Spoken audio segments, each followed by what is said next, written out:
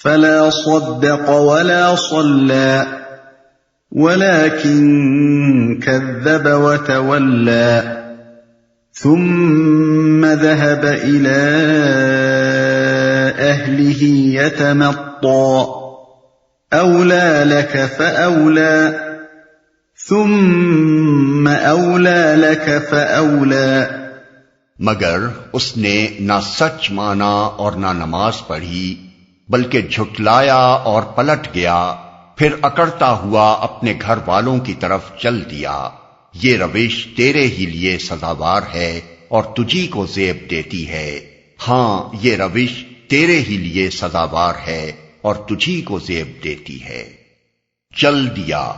مطلب یہ ہے کہ جو شخص آخرت کو ماننے کے لیے تیار نہ تھا، اس نے وہ سب کچھ سنا جو اوپر کی آیات میں بیان کیا گیا ہے، مگر پھر بھی وہ اپنے انکار ہی پر اڑا رہا اور یہ آیات سننے کے بعد اکڑتا ہوا اپنے گھر کی طرف چل دیا. مجاہد، قتادہ اور ابن زید کہتے ہیں کہ یہ شخص ابو جہل تھا. آیت کے الفاظ سے بھی یہی ظاہر ہوتا ہے کہ وہ کوئی ایک شخص تھا جس نے سورہ قیامہ کی مذکورہ بالا آیات سننے کے بعد یہ طرز عمل اختیار کیا. اس آیت کے یہ الفاظ کہ اس نے نہ سچ مانا اور نہ نماز پڑھی خاص طور پر توجہ کے مستحق ہیں. ان سے صاف معلوم ہوتا ہے کہ اللہ اور اس کے رسول اور اس کی کتاب کی صداقت تسلیم کرنے کا اولین اور لازمی تقاضا یہ ہے کہ آدمی نماز پڑھے. شریعت الہی کے دوسرے احکام کی تعمیل کی نوبت تو بعد ہی میں آتی ہے، لیکن ایمان کے اقرار کے بعد کچھ زیادہ مدت نہیں گزرتی کہ نماز کا وقت آ جاتا ہے،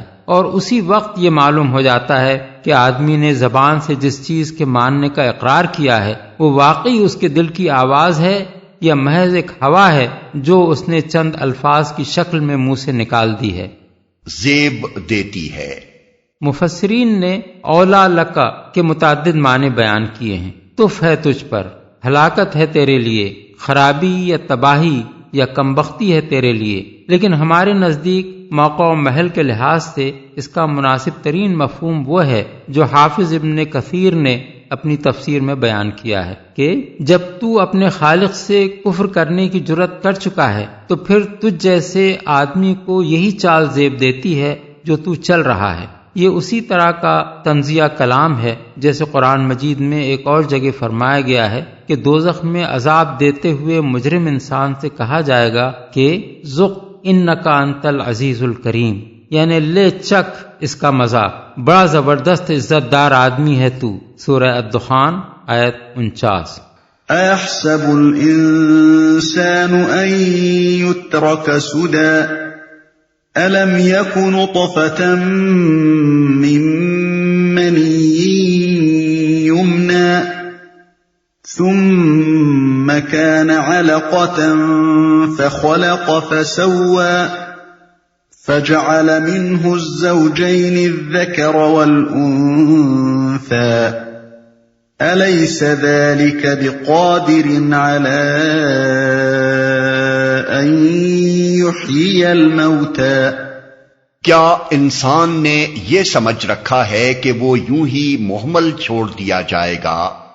کیا وہ ایک حقیر پانی کا نطفہ نہ تھا جو رحم مادر میں ٹپکایا جاتا ہے، پھر وہ ایک لوتھڑا بنا، پھر اللہ نے اس کا جسم بنایا اور اس کے اعضاء درست کیے، پھر اس سے مرد اور عورت کی 2 قسمیں بنائیں. کیا وہ اس پر قادر نہیں ہے کہ مرنے والوں کو پھر سے زندہ کر دے؟ کیا انسان نے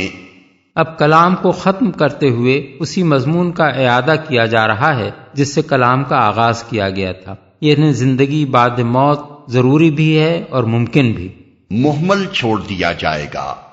عربی زبان میں ایبلن سودی اس اونٹ کے لیے بولتے ہیں جو یوں ہی چھوٹا پھر رہا ہو، جدھر چاہے چرتا پھرے، کوئی اس کی نگرانی کرنے والا نہ ہو. اسی معنی میں ہم شتر بے مہار کا لفظ بولتے ہیں. بس آیت کا مطلب یہ ہے کہ کیا انسان نے اپنے آپ کو شتر بے مہار سمجھ رکھا ہے کہ اس کے خالق نے اسے زمین میں غیر ذمہ دار بنا کر چھوڑ دیا ہو، کوئی فرض اس پر عائد نہ ہو، کوئی چیز اس کے لیے ممنوع نہ ہو، اور کوئی وقت ایسا آنے والا نہ ہو جب اس سے اس کے اعمال کی باز پرس کی جائے. یہی بات ایک دوسرے مقام پر قرآن مجید میں اس طرح بیان کی گئی ہے کہ قیامت کے روز اللہ تعالیٰ کفار سے فرمائے گا افحسبتم انما خلقناکم عبثا وانکم الینا لا ترجعون، کیا تم نے یہ سمجھ رکھا تھا کہ ہم نے تمہیں فضول ہی پیدا کیا ہے اور تمہیں کبھی ہماری طرف پلٹ کر نہیں آنا ہے؟ سورہ المومنون آیت 115۔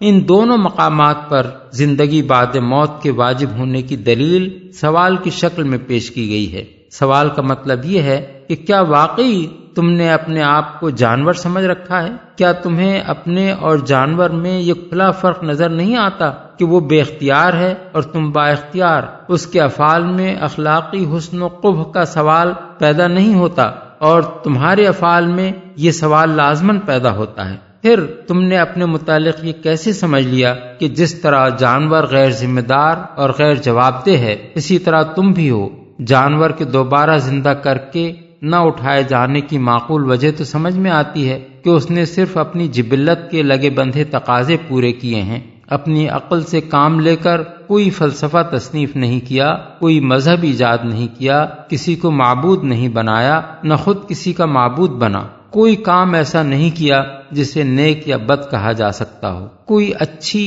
یا بری سنت جاری نہیں کی جس کے اثرات نسل در نسل چلتے رہیں اور وہ ان پر کسی اجر یا سزا کا مستحق ہو، لہذا وہ اگر مر کر فنا ہو جائے تو یہ سمجھ میں آنے کے قابل بات ہے، کیونکہ اس پر اپنے کسی عمل کی ذمہ داری عائد ہی نہیں ہوتی جس کی باز پرس کے لیے اسے دوبارہ زندہ کر کے اٹھانے کی کوئی حاجت ہو۔ لیکن تم حیات بعد موت سے کیسے معاف کیے جا سکتے ہو جبکہ عین اپنی موت کے وقت تک تم ایسے اخلاقی افعال کرتے رہتے ہو جن کے نیک یا بد ہونے اور جزا یا سزا کے مستوجب ہونے کا تمہاری عقل خود حکم لگاتی ہے؟ جس آدمی نے کسی بے گناہ کو قتل کیا اور فوراً ہی اچانک کسی حادثے کا شکار ہو گیا، کیا تمہارے نزدیک اس کو نلوح اسکاٹ فری چھوٹ جانا چاہیے؟ اس ظلم کا بدلہ اسے کبھی نہ ملنا چاہیے۔ جو آدمی دنیا میں کسی ایسے فساد کا بیج بو گیا جس کا خمیازہ اس کے بعد صدیوں تک انسانی نسلیں بھگتتی رہیں،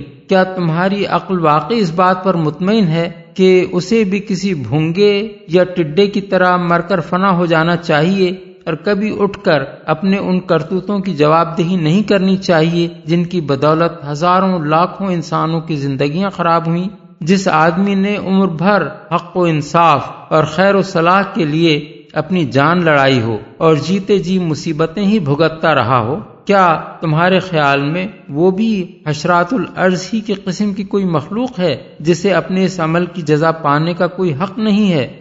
پھر سے زندہ کر دے۔ یہ حیات بعد موت کے امکان کی دلیل ہے۔ جہاں تک ان لوگوں کا تعلق ہے جو یہ مانتے ہیں کہ ابتدائی نطفے سے تخلیق کا آغاز کر کے پورا انسان بنا دینے تک کا سارا فعل اللہ تعالیٰ ہی کی قدرت اور حکمت کا کرشمہ ہے، ان کے لیے تو فی الحقیقت اس دلیل کا کوئی جواب ہے ہی نہیں، کیونکہ وہ خواہ کتنی ڈھٹائی برتیں، ان کی عقل یہ تسلیم کرنے سے انکار نہیں کر سکتی کہ جو خدا اس طرح انسان کو دنیا میں پیدا کرتا ہے وہ دوبارہ بھی اسی انسان کو وجود میں لے آنے پر قادر ہے۔ رہے وہ لوگ جو اس سری حکیمانہ فعل کو محض اتفاقات کا نتیجہ قرار دیتے ہیں، اگر وہ ہر دھرمی پر تلے ہوئے نہیں ہیں تو آخر ان کے پاس اس بات کی کیا توجیہ ہے کہ آغاز آفرینش سے آج تک دنیا کے ہر حصے اور ہر قوم میں کس طرح ایک ہی نوعیت کے تخلیقی فعل کے نتیجے میں لڑکوں اور لڑکیوں کی پیدائش مسلسل اس تناسب سے ہوتی چلی جا رہی ہے کہ کہیں کسی زمانے میں بھی ایسا نہیں ہوا کہ کسی انسانی آبادی میں صرف لڑکے یا صرف لڑکیاں ہی پیدا ہوتی چلی جائیں اور آئندہ اس کی نسل چلنے کا کوئی امکان باقی نہ رہے۔ کیا یہ بھی اتفاقاً ہی ہوئے چلا جا رہا ہے؟ اتنا بڑا دعویٰ کرنے کے لیے آدمی کو کم از کم اتنا بے شرم ہونا چاہیے کہ وہ اٹھ کر بے تکلف ایک روز یہ دعویٰ کر بیٹھے کہ لندن اور نیو یارک، ماسکو اور پیکنگ اتفاقاً آپ سے آپ بن گئے ہیں۔ متعدد روایات سے معلوم ہوتا ہے کہ رسول اللہ صلی اللہ علیہ وسلم جب اس آیت کو پڑھتے تھے تو اللہ تعالیٰ کے اس سوال کے جواب میں کبھی بلا یعنی کیوں نہیں، کبھی سبحانک اللہم فبلا یعنی پاک ہے تیری ذات خداوندہ کیوں نہیں، اور کبھی سبحانکا فبلا یا سبحانکا وبلا فرمایا کرتے تھے۔ بحوالہ ابن جریر، ابن ابی حاتم، ابو داؤد میں حضرت ابو ہریرہ سے روایت ہے کہ حضور نے فرمایا، جب تم سورہ 3 میں آیت الیس اللہ باحکم الحاکمین یعنی کیا اللہ سب حاکموں سے بڑا حاکم نہیں ہے پڑھو تو کہو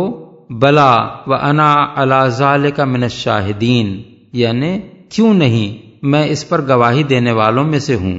اور جب سورہ قیامہ کی یہ آیت پڑھو تو کہو بلا،